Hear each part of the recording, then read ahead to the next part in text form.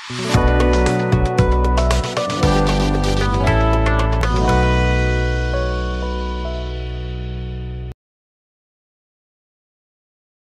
Everyone, कैसे हैं आप लोग। तो हमने ये मैट्रिक्स चैप्टर पर आज फिर से बात कर रहे हैं। हम बहुत जल्दी बात करेंगे, थोड़ा सा समय का अभाव है।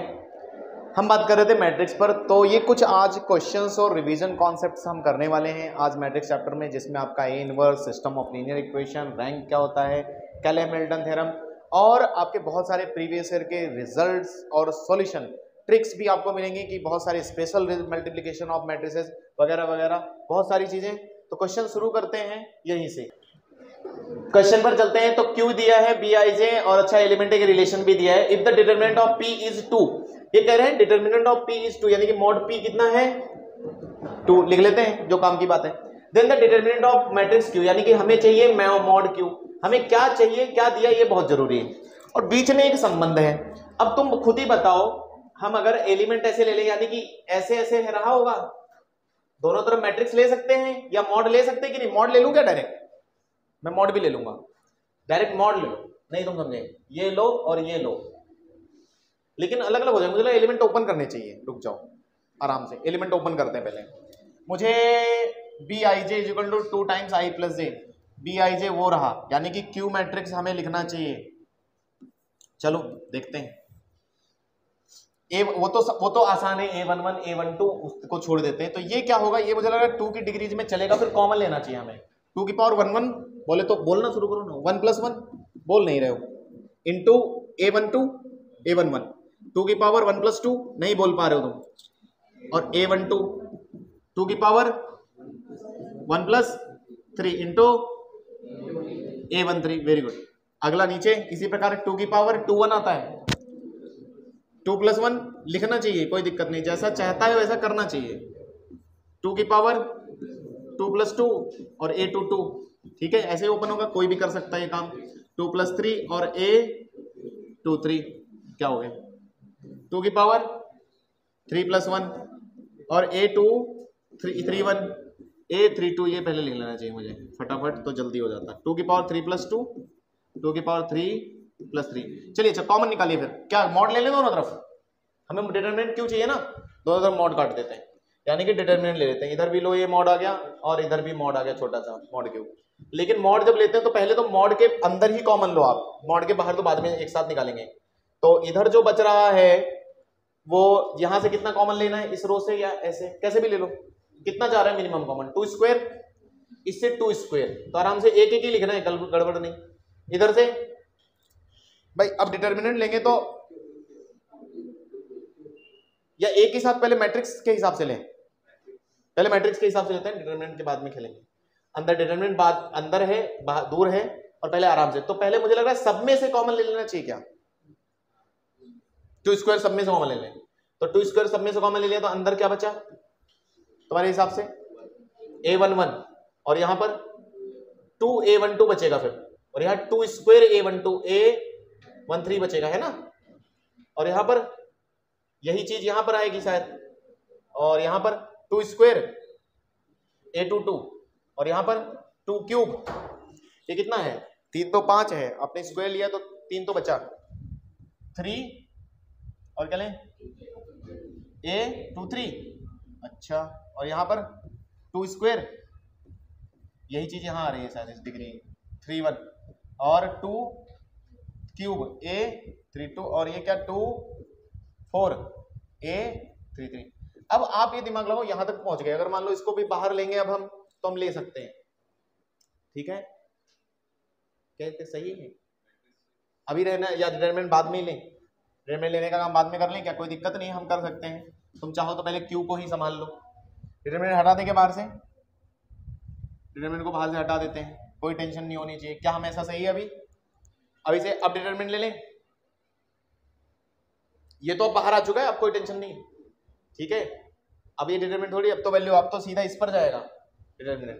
तो अगर आप डिटरमिनेंट ले रहे हो यानी कि mod Q is equal to, या आएगा देख लो एक बार, मुझे लगता है आएगा। आपकी प्रॉपर्टी याद करो, मॉड के ए डिटरमिनेंट ए मैट्रिक्स था ना, तो के की पावर नहीं आया तुमको, यही तो प्रॉपर्टी कहती है। तो ये भी तो ऐसे ही है, जब दोनों तरफ डिटर्मिनेंट लेने जाओगे तो ऐसा लिखना पड़ेगा। हाँ ये है कि अगर आपको मॉड पी दिया है तो इसको मॉड पी तक कैसे पहुंचा सकते हैं, कुछ बाकी अभी भी कॉमन आ जाएगा जब तुम डिटर्मिनेंट लोगे, नहीं आया, जब डिटर्मिनेंट लोगे तो कॉमन आएगा, देखो एक इसमें से, फिर कोई स्टैंडर्ड रिजल्ट बन सकता है। चलते हैं, तो 2 स्क्वायर ले लिया और ये जो भी है रहने दो, तो मैं 2 स्क्वायर बाहर ले लूं। अब 2 स्क्वायर बाहर जाके कितना जाएगा की डिग्री 3, हाँ तो 2 की डिग्री 3 होगा ना, 6 होगा, बोले तो 2 स्क्वायर बोले तो 4 हो चुका है ना, तो 4 की पावर 3 होगा ना, नहीं समझे, अरे 2 स्क्वायर की डिग्री 3, तुम लोग यही कैलकुलेशन इतना गड़बड़ करते हो, सही है ना, 4 क्यूब, हाँ आराम से चलो 4 क्यूब। अब जैसे ही इस पर डिटर्मिनेंट आया मैं लिखूंगा नहीं, आप ये बताओ अब कॉमन क्या क्या आ रहा है जल्दी से, जैसे ही 4 क्यूब ये तो आ गया बाहर इसका, अब इस पर डिटर्मिनेंट है, इस पर है तो अब कॉमन कैसे ले सकते हैं, यहां से 2 ले गया, पक्का यहाँ 2 था, इन दोनों से तो आ रहा है 2 और 2 स्क्वायर, 2 और 2 स्क्वायर, अब क्या बचा क्या वो लिख बता दो, a11 इन दोनों से लिया है ना, तो 2a12 थोड़ा उलझाए ना, और यहां से क्या लिया है, इन दोनों से ही लिया है ना बस, तो 2 स्क्वायर रह गए, 2 स्क्वायर a13, अच्छा ये पूरे साफ हो गए, नहीं अभी भी रह गया 2a22 है ना, ऐसा बचेगा ना, एक ही लिया ना, और 2a23 स्क्वायर क्या इधर से लिया है, आराम से एक एक चलेंगे, तो यहां पर क्या बचेगा फिर a31 और 2a32 और 2 स्क्वायर a33, अब इसमें से आएगा क्या, आ रहा है ना, अब 2 और 2 स्क्वायर एक और मिल रहा है, आराम से चलते हैं, तो फाइनली हमारे पास टोटल क्या हो रहा है वो यहां बता दो, तो 4 क्यूब इंटू 2 इंटू 2 स्क्वायर पहले से, इंटू 2 इंटू 2 स्क्वायर, आप कैसे भी कर लो, into 2 into 2 square is equal to दिया है क्या कुछ, अच्छा फिर इस पर मॉड आ जाएगा पूरा, फिर तो ये अकेले ही बचा, इंटू मॉड कितना है 2, इंटू 2 एक और करूं ना, इंटू 2, क्या कोई ऑप्शन मिलेगा, 4 का क्यूब बोले तो 2 की पावर 6, 6 7 2 9 10 3 13 है क्या, बोलो आसान सवाल है कि नहीं, कहानी ये है कि इतना ड्रामा करने तक तुम्हारे अंदर पेशेंस है कि नहीं, पेशेंस की ज्यादा आवश्यकता थी, ठीक है ना, जल्दबाजी के चक्कर में गड़बड़ होता है, गड़बड़ ऐसा नहीं होता कि आपको आता नहीं, पेशेंस की ज्यादा आवश्यकता होती है। चलिए आगे चलते हैं, हाँ ये भाई अब कहानी शुरू करते हैं, story of matrix from adjoint A to A inverse, हम एडजॉइंट ए तक आ गए ना, एडजॉइंट ए तक आ गए, एडजॉइंट निकालना कल भी सीख लिया था, अब ए इनवर्स तक पहुंचते पहुंचते कुछ काम की बातें जल्दी जल्दी चलते हैं, एडजॉइंट की बातें आपने सीखी दी है ना, माइनर कोफैक्टर माइनस साइन लगता है, ये डायरेक्ट कुछ शॉर्टकट है, पहला 2 क्रॉस 2 का सिखाया मैंने कि भाई 2 क्रॉस 2 का डायरेक्ट, अगर ये ए दिया है तो आप इसका डायरेक्ट एडजॉइंट कैसे लिखेंगे, ये चेंज करो, इनके साइन परिवर्तित करो, बस डायरेक्ट आ गया, ज्यादा सोचना नहीं। अगला नोट, ये मैंने आपको वही बात बताई कि इन 3 4 हो गए, साइन बदलते हैं, बाकी कुछ नहीं, आप चलोगे ऐसे लिखोगे ऐसे, देखो ये तीर मारा है ऐसे ऐसे, हम डायरेक्ट एक लाइन में लिखते हैं, सी एग्जाम्पल में जैसे ये एग्जाम्पल पूरा करके दिखाया, अब समझ लेंगे, तो कल हो चुका था अपना, आगे बढ़े, और ये अपनी दूसरी कहानी नोट वाली, कि अगर सेकंड रो थर्ड वाला एडजॉइंट वाला एलिमेंट चाहिए तो आप उसको उल्टा करके चले और साइन इवन ऑड के हिसाब से देखें। आगे चलते, तो ये शायद वही क्वेश्चन है, छोटा सा, आवश्यकता नहीं। हाँ, एडजॉइंट की प्रॉपर्टीज वेरी इंपॉर्टेंट। पहली सबसे खास बात कि किसी भी मैट्रिक्स को अगर आप उसके ही एडजॉइंट से मल्टीप्लाई करें हमेशा ही आता है मॉड ए आई। इसको बड़ी दूर भाषा में समझें तो ये इस तरह से है, मैंने ये C11 का ट्रांसपोज लेके ही लिखा है, ट्रांसपोज है कि नहीं है, देखो 2 1 1 2 यहाँ आया है, ये एडजॉइंट लिखा है मैंने, तो मैंने क्या लिखा, जानबूझकर ए लिखा, फिर मैंने मान लिया इसका एडजॉइंट C11 से ऐसा मिलेगा और इक्वल टू मॉड ए आई, मतलब ये पूरा बस फोटो बनाया है, कुछ नहीं समझ में आ रहा है, जो ये चीज इसको ऐसे दिखाने की कोशिश। फिर मैंने देखा कि ये अगर इससे मल्टीप्लाई कर रहा है तो हमेशा मॉड है, ये अगर इससे मल्टीप्लाई करेगा तो हमेशा मॉड है, ये अगर इससे मल्टीप्लाई करेगा तो हमेशा मॉड है, बाकी अदर केसेस में सब जीरो। तो यहां से एक पैटर्न पकड़े कि समीशन ऑफ A11 C, ये C कोफैक्टर मैट्रिक्स ऐसा करके कई सारे क्वेश्चन बनाए जाते हैं सीईटी में, तो डायरेक्ट आप पकड़े कि अगर दोनों सेम सेम है तो हमेशा मॉड है और अगर बदले तो जीरो, डायरेक्ट। ये एक प्रॉपर्टी बन गई एडजॉइंट की, समझ में आया, खास प्रॉपर्टी।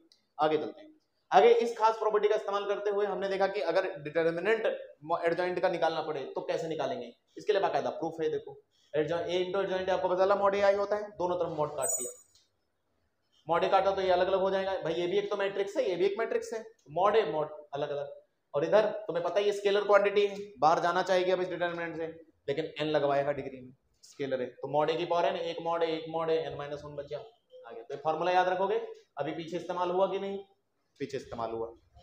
एडजॉइंट के बाहर से के बाहर लेना है, कोई कांस्टेंट बाहर लेना है, तो बस यही प्रॉपर्टी होती है, बाहर लेना, सबमिशन में जा रहा है नहीं जा रहा है, सही प्रॉपर्टी याद कर लो।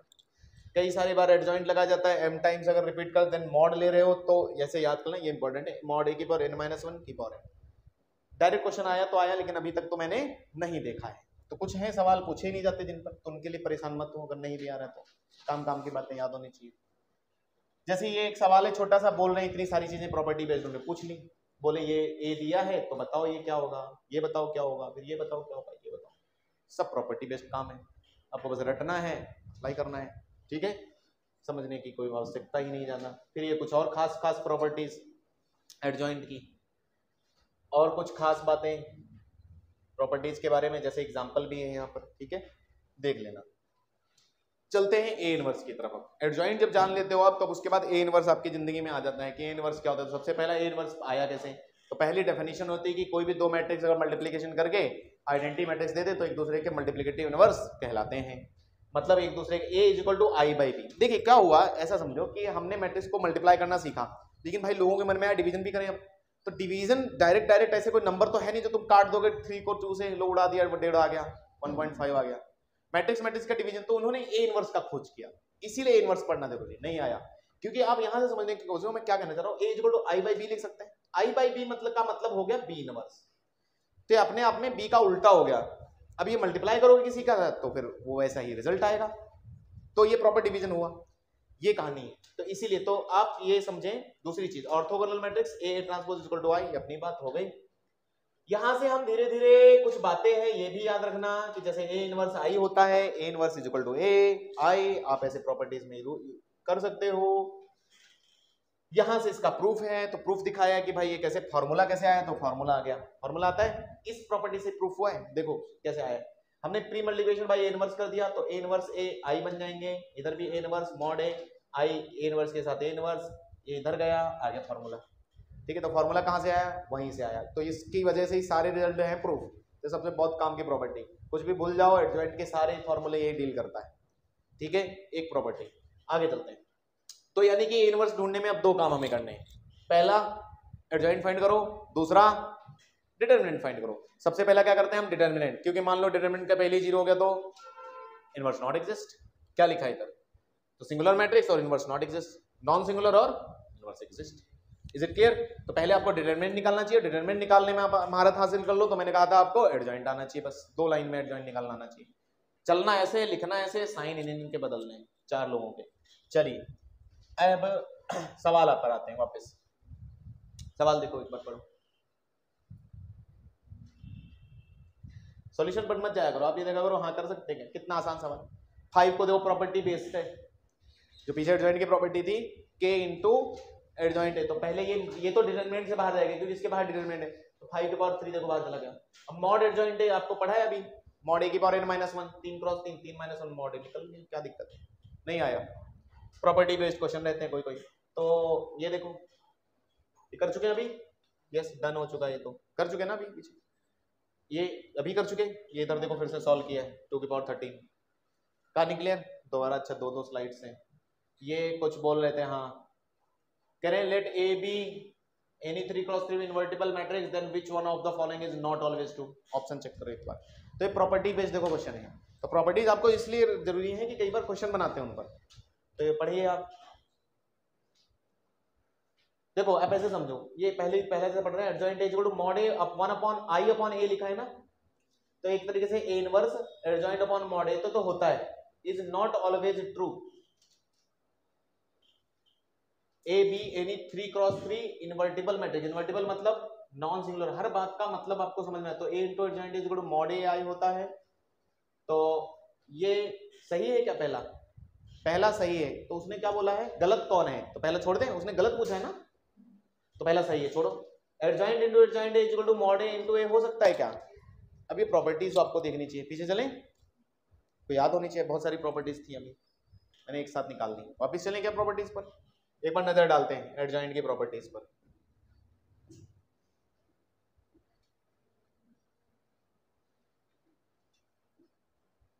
ये रही, यहां से ही ले लो, जैसे के निकालने वाला प्रॉपर्टीज पर चलते हैं। ये दूसरी प्रॉपर्टी थी, यहां तक तो पहुंच गए थे। पहली वो A into adjoint is equal to mod A I, दूसरी ए के बाहर जाता है तो हाँ ये देखो डिटर्मिनेंट अगर एडजॉइंट कई बार एडजॉइंट लेकर डिटर्मिनेंट लगाया जा रहा है तो कितनी बार एडजॉइंट लगाया गया है, तो मॉड ए की पावर n-1, हमेशा वो n-1 पहले ही आ रहा था की पावर m कितनी बार n-1 की पावर m है।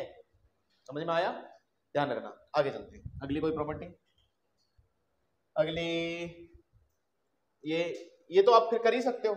जैसे मान लो एडजॉइंट इसका 3a पूछ रहे तो ये आपको निकालना आता है। अगर कॉमन कैसे निकलता है, 3 की पावर n-1, n2 था तो 2-1, ठीक है।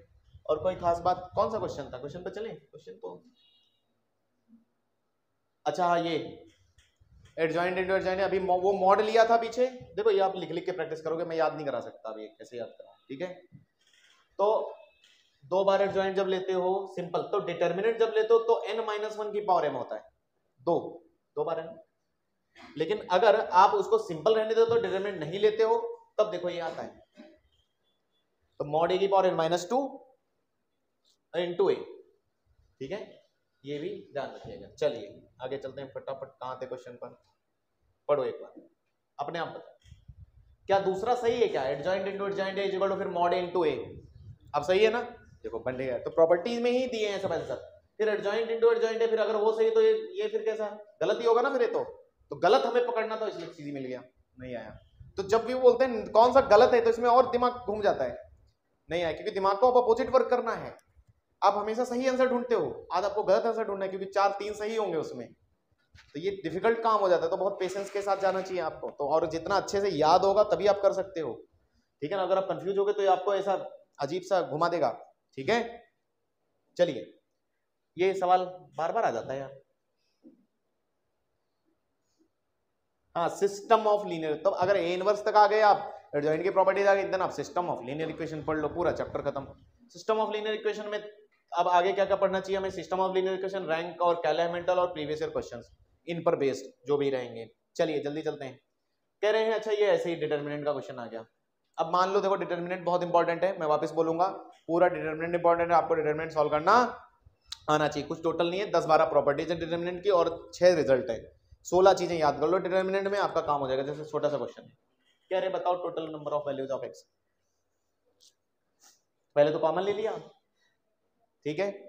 फिर आपकी प्रॉपर्टी होती है 2 टुकड़ों में बांट सकते हैं, ऐसा होता है तो याद आया कोई प्रॉपर्टी डिटर्मिनेंट में, कि 2 लोग अगर जुड़ रहे हो तो एक ऐसे लेकर एक मैट्रिक्स अलग, और ये एक्स क्यूब बाहर बैठा है अभी सबसे अंदर, ये काम हो गया, बट गए दोनों। रिजल्ट है, रिजल्ट है, नहीं रिजल्ट है, नहीं है क्या, रुक जाओ देख लो, नहीं रिजल्ट है तो फिर एक्सपेंड कर सकते हो आप। ये है क्या, अरे है ना, नहीं है, ये भी नहीं बैठ रहा, नहीं ऐसा होना चाहिए इधर, हाँ ये बैठ गया ना, इन 2 में तो है ना, ये बैठ रहा है, ये रिजल्ट है, नहीं आया। इसका स्क्वायर इधर, इसका स्क्वायर इधर, इसका ऐसे पकड़ा करो, एक में 1-1-1 नहीं आया, तो ये डायरेक्ट रिजल्ट है। आप ये ओपन कर दो, तो इधर देखो शायद ओपन कर दिया मैंने, 1-2 क्योंकि 3 लोग हैं, फिर 2 है ना, यहाँ से शुरू हुआ है, ऐसे ऐसे चल रहे तो 1-2-3 है, फिर तो 1-2 2-3 3-1 आ गया, प्लस एक्स क्यूब। अब इसमें जब अलग किया तो आपने इसमें से भी देखो एक्स क्यूब, जैसे अब इसको लेकर इसके साथ तो एक्स क्यूब इसमें से कॉमन, तो 1-8-27, इधर एक्सपैंड कर दो, नहीं तो एक्सपैंड कर दो, देन आपका एक्स क्यूब को आप t मानकर सॉल्व कर ले, आपका आ जाएगा कितना रूट रहेगा, ठीक है। चलिए बस ये ध्यान दिया करिए कि कहीं ऊपर पॉजिटिव रियल रूट या ऐसा कुछ तो नहीं बोल रहे, फिर आप निगेटिव भी काउंट कर लो, ये थोड़ी ध्यान देने वाली बात। फिर से रिजल्ट लगाकर मैंने बताया कि हाँ देखो ऐसा आ जाएगा। चलिए प्रॉपर्टीज ऑफ ए इनवर्स, पहली चीज ये आती है आपको, आता है। Next system of linear equation, x is equal to A inverse into B. हाँ साइराज नींद आ गई, पता ही था गाना सुनाऊंगा मैं, नींद आएगी। चले अब यहां पर मॉड ए से, हाँ लेक्चर हो गया, टाइम पढ़ाऊं मतलब, अब क्या करना है, गणेश सर आने वाले ना, खत्म हो गया ना, हाँ तो बस ये बोल दो खत्म हो गया, मैं पीडीएफ बढ़ा दूंगा। अब ये नहीं तो 105 पेज की है, आराम से, आपको कोई टेंशन नहीं है, तुम आराम से करो, ठीक है, तुम भेज दूंगा, सिर्फ पढ़ लो। देखो कुछ शॉर्टकट में चीजें मैंने बता दी है। अब देखो मॉड ए, मैंने बोला था मॉड ए बहुत काम का आदमी है। मॉड ए आपके पूरे सिस्टम ऑफ लीनियर इक्वेशन को डील कर देते हैं, सारे क्वेश्चन बन जाते हैं इससे। इससे नहीं तो ऑगमेंटेड मैट्रिक्स वाले कॉन्सेप्ट से। आपको याद हो ऑगमेंटेड मैट्रिक्स कॉन्सेप्ट याद है वो, ठीक है। मॉड ए जब जीरो होता है तो इनफाइनाइट मेनी सॉल्यूशन होने के चांसेस रहते हैं, नॉन ट्रिवियल सॉल्यूशन या no solution, inverse not exist, dependent solution, singular matrix, और रैंक हमेशा n से छोटा है। इतने सारे मीनिंग होते हैं इसके। ये सब आप अगर पूरा चैप्टर ध्यान से पढ़ते हैं तो आप समझ पाते हैं ये चीजें, ठीक है। Mod A not equal to zero का मतलब होता है unique solution, trivial solution, invertible matrix है, इंडिपेंडेंट सॉल्यूशन है यहाँ पर, नॉन सिंगुलर मैट्रिक्स, और रैंक आज n के बराबर है। अब रैंक वगैरह क्या है ये सब चीजें आपको देखनी पड़ेगी। चलते हैं, कह रहे हैं infinite many solution. Infinite many के लिए अभी पीछे लिखा मैंने मॉड ए जीरो होना चाहिए। तो आप ये समझो बहुत सारे क्वेश्चन होते हैं जिसमें अननोन निकालना होता है। ए हमेशा यही होता है, ठीक है। पहले तो ए जानते हो ना मैट्रिक्स कैसे बनता है, ए हमेशा कोफिशिएंट से लेकर, यानी कि कभी भी इक्वेशन दे तो कोफिशिएंट से किया, अल्फा निकाल लिया, सॉल्व कर लिया, आंसर आ गया, कोई मुश्किल बात नहीं। जैसे ये सवाल has non trivial solution, non trivial के लिए अभी पीछे लिखा ना मैंने मॉड ए जीरो, और देखो जानबूझकर देखो लैम्डा अननोन डाला है, उन्होंने लैम्डा ही पूछा होगा, बस डालो डिटरमिनेंट में लैम्डा। आधा क्वेश्चन मैंने बोला ना, बहुत सारे क्वेश्चन सिर्फ डिटरमिनेंट ही सॉल्व करता है तुम्हारे। तो बोलो चैप्टर में कुछ मुश्किल है क्या है, प्रॉपर्टीज है, फॉर्मूले हैं, बस काम खत्म। ऐसे देखो चैप्टर को, लैम्डा आ गया। देन फिर रैंक का कॉन्सेप्ट, रैंक का क्या होता है, denoted by rank of A. Rank जो होती है क्या होती है, number of non zero rows of any matrix is known as rank of matrix, ठीक है। ऐसा क्यों बोल रहे हैं ऐसा, अब देखो आपको एक एलिमेंट्री ट्रांसफॉर्मेशन सीखते हो आप लोग। एलिमेंट्री ट्रांसफॉर्मेशन में क्या काम करते हो आपको पता है, आप 3 जीरो ज्यादा बनाते हो, ये 3 जीरो बनाने की कोशिश करते हो। सर्वप्रथम आप पहले कौन सा जीरो बनाने की कोशिश करते हो, ये, फिर जस्ट इसके ऊपर वाला बनाने की कोशिश करना। मैंने नंबरिंग डाली है कैसे कैसे करना है आपको। पहले ये जीरो बनाना, मेक जीरो, फिर दूसरा, फिर ये अपने आप तीसरा बन जाएगा। ये तीनों बन जाएंगे। आपका एक दूसरा ऑगमेंटेड वाला कॉन्सेप्ट बताऊंगा, उससे और भी जब दो दो कांस्टेंट निकालने को बोले तो वो काम करेगा।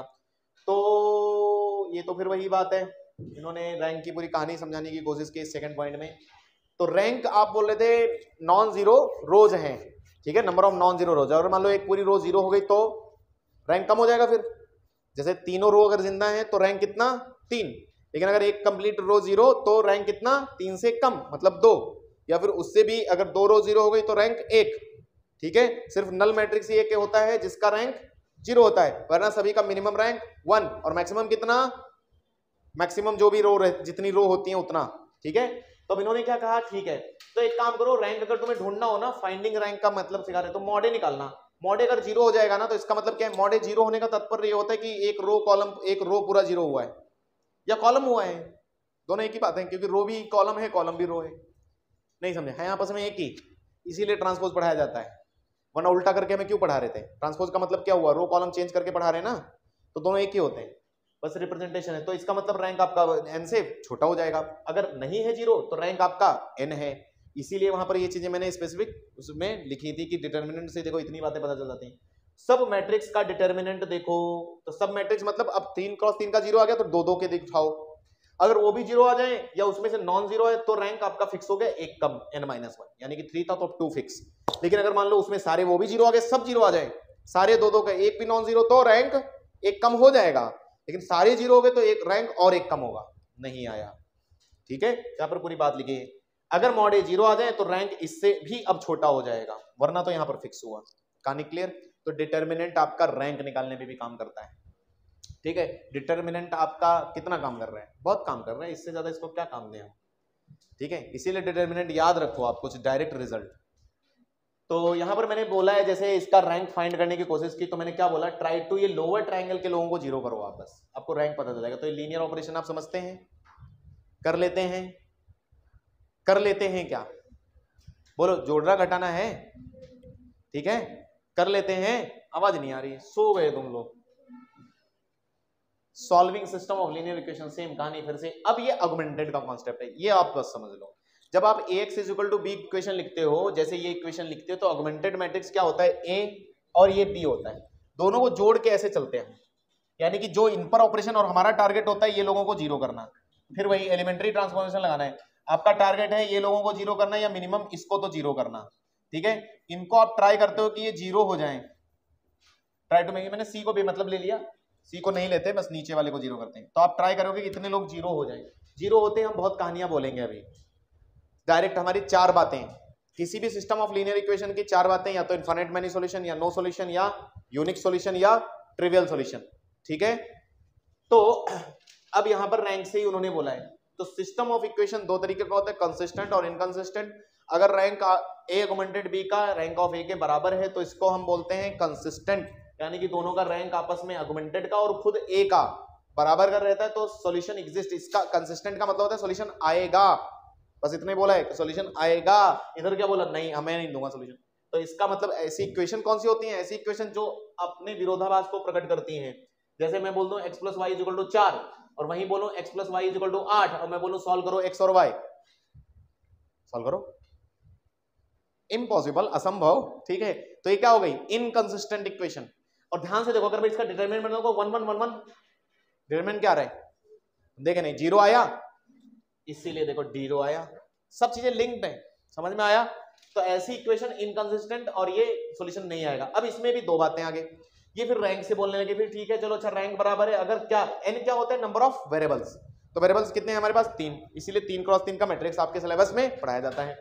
तो n अगर आपका 3 है तो अगर बोले कि बराबर है और रैंक के बराबर आ रहा है, मतलब 3 के ही बराबर है, और ऐसा होने के लिए आपका डिटरमिनेंट क्या होना चाहिए, नॉट इक्वल टू 0 होना चाहिए। तभी तो, जब डिटरमिनेंट नहीं 0 तभी तो रैंक नंबर ऑफ जीरो रोज के बराबर।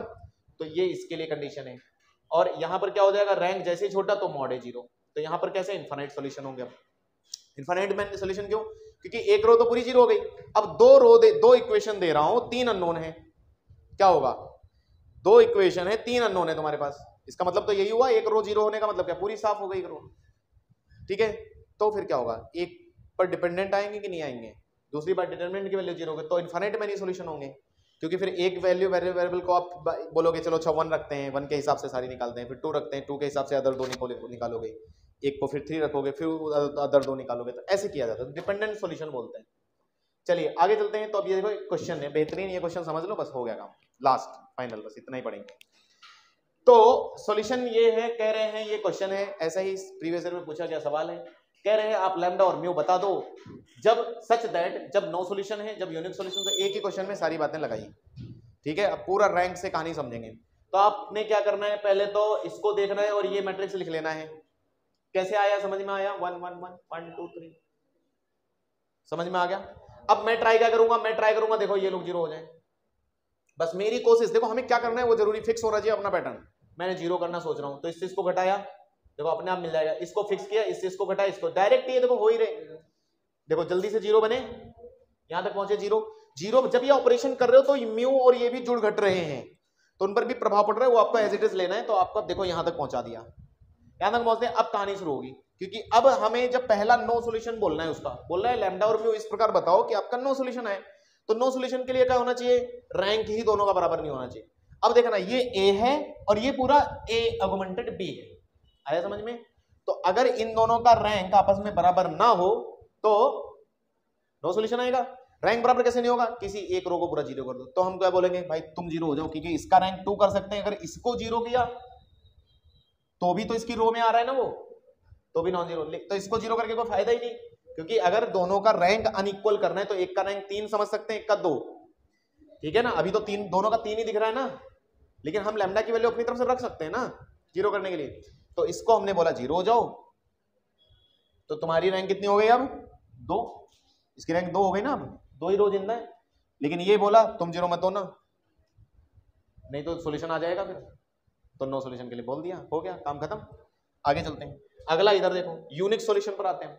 यूनिक सॉल्यूशन पर क्या था, n के बराबर होते, यानी कि n कितना था, 3 वेरिएबल, तो यानी कि दोनों का रैंक बराबर और 3, तो दोनों का रैंक बराबर और 3। तो यहां पर समझो, इसको ही जिंदा कर लो बस, क्योंकि ये रह गया तो उसमें भी आ रहा है ना, उसकी रो में भी। तो बस देखो, इसीलिए क्या बोला है, इसको 0, तुम 0 मत होना, नॉट इक्वल टू 0, यानी कि लैम्डा 3 मत हो। फिर म्यू के बारे में क्या कहना है, म्यू कुछ भी रखो, अब कोई फर्क नहीं पड़ रहा, 0 भी रख दो, तो लाइज इन आर बोला जाएगा।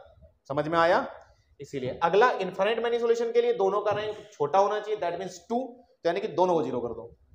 तो आया आपको समझ में, ये आपका हो गया। चलिए अब ऐसे ही सवाल है, देखो देख लो एक बार, कहानी खत्म, बस इतनी कहानी है। फिर रैंक की है, कैले हैमिल्टन है, रैंक ऑफ मैट्रिक्स तो हो ही गया, कैसे निकालते हैं आप समझ गए। कैले हैमिल्टन थ्योरम बस ये है कि अपना मैट्रिक्स, कोई भी मैट्रिक्स अपने ही मैट्रिक्स इक्वेशन को सेटिस्फाई करता है, दैट मीन्स कैरेक्टरिस्टिक इक्वेशन। सब पीडीएफ में दिया है, आप पढ़ लेना, पढ़ लोगे, है ना। हो गया, कुछ ओवरऑल आइडिया मिला थोड़ा बहुत, कल के पेपर में, कल ही है ना, कर लोगे, कोशिश करना। चलो ये देखो और भी है, सारे क्वेश्चन है, सब जितना कॉन्सेप्ट है बस उसी से। Infinite many solution, augmented matrix, दो अननोन हो तो मैंने बोला ऑगमेंटेड का कॉन्सेप्ट बहुत अच्छा है, 1 2 तीसरे स्टेप में आंसर आता है, ठीक है। बस आपको एलिमेंट्री ट्रांसफॉर्मेशन करना है, सोचो, सिखाया है ना सर ने आपको। ये देखो कैरेक्टरिस्टिक इक्वेशन एंड देन केल हैमिल्टन का कॉन्सेप्ट, रैंक की कुछ प्रॉपर्टीज भी, और ये फिर गेट वगैरह के क्वेश्चन है बड़े बड़े, ये आपके सिलेबस में नहीं है। 11th वालों ने सॉल्व किए, तुम्हें पता है ये 11th वालों को फिर खूब रैंक कैलकुलेट करवाया मैंने, इतने बड़े बड़े उन्होंने कैलकुलेट किया, आंसर दे रहे थे वो, ठीक है, उनको ही पढ़ाया था ये सब। देखो एसी केट सब सॉल्व किए उन्होंने रैंक के। फिर टाइप्स ऑफ इक्वेशन के भी देखो, अभी क्वेश्चन ही करवाया बिल्कुल सेम, लैम्डा और म्यू, कह रहे हैं नो सॉल्यूशन चाहिए अब, तो नो सॉल्यूशन के लिए आपको करना पड़ेगा, अभी करवाया नो सॉल्यूशन के लिए, रैंक बराबर नहीं होना चाहिए दोनों का, तो बस एलिमेंट्री ट्रांसफॉर्मेशन करना था, रैंक बराबर नहीं मतलब इसको 0 कर दो, उसको जिंदा रखो, काम खत्म। एक ही पैटर्न है, क्योंकि गेट के क्वेश्चन भी तो आईआईटी वाले ही बनाते हैं, पता है तुमको, बस ये है कि क्या सिलेबस है उसके अकॉर्डिंग बनाते हैं। तो फाइनली अगर आप पूरा चैप्टर को देखे होंगे ध्यान से, तो सिस्टम ऑफ लीनियर इक्वेशन के बहुत सारे क्वेश्चन आपके मॉड ए से ही डील होकर बन जाते हैं। तो बहुत आसान चैप्टर है मैट्रिक्स आपका, सिर्फ मॉड ए से डील करना है आपको, बहुत सारे आंसर्स आपको देता है, कैसे सॉल्यूशन होंगे, इनफाइनाइट मैनी सॉल्यूशन होंगे, नो सॉल्यूशन होंगे वगैरह वगैरह। आपको ऑगमेंटेड मैट्रिक्स का भी कॉन्सेप्ट समझ में आएगा, और रैंक कैसे फाइंड करते हैं, और रैंक की वजह से हम कैसे नंबर ऑफ सॉल्यूशंस वगैरह पे कमेंट करते हैं, ऐसे सवाल आपके बनाए जाते हैं। तो पूरा बढ़िया तरीके से आपको पीडीएफ डिस्क्रिप्शन लिंक में मिल जाएगा, आप बिल्कुल नोट्स भी लिख सकते हैं और लेक्चर भी कंप्लीट देख सकते हैं किसी भी कॉन्सेप्ट को समझने के लिए। और कोई भी दिक्कत आती तो आप कमेंट में बोल सकते हैं, कोई भी सॉल्यूशन हम भेजने की कोशिश करेंगे। मिलते हैं अगले लेक्चर में, थैंक यू।